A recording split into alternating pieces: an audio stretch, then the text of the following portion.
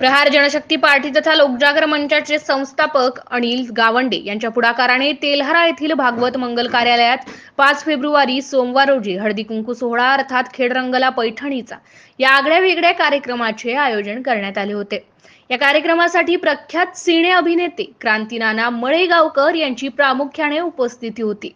धार्मिक, सामाजिक व राष्ट्रीय कार्यामध्ये नेहमी तत्पर असणारे व सर्वांना सोबत घेऊन जनसामान्यांचे प्रश्न सोडविणारे प्रहार जनशक्ती पक्षाचे प्रदेशाध्यक्ष व लोकजागर मंचाचे संस्थापक अनिल गावंडे यांचा सारखा लोकप्रतिनिधी असणे ही खरी काळाची गरज आहे, असे प्रतिपादन या प्रसंगी क्रांतीनाना मळेगावकर यांनी केले आहे।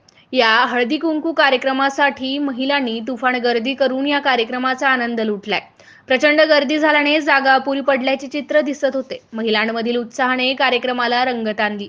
यावेळी प्रख्यात सिने अभिनेते क्रांतीनाना मळेगावकर आणि त्यांची कन्या कुमारी सह्याद्री क्रांतीनाना मळेगावकर या दोघांची जुगलबंदी, महिलांचे नानाविध उखाणे, संगीत खुर्ची सारख्या स्पर्धा, यातून मिळणारी पैठणी आणि विविध भेटवस्तूंची लूट करत महिलांनी कार्यक्रमाचा आनंद घेतलाय।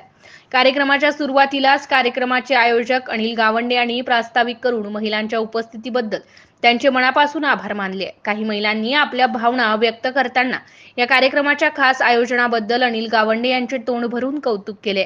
सलग 3 तास चाललेल्या कार्यक्रमात महिलांनी मनमुराद आनंद लुटलाय।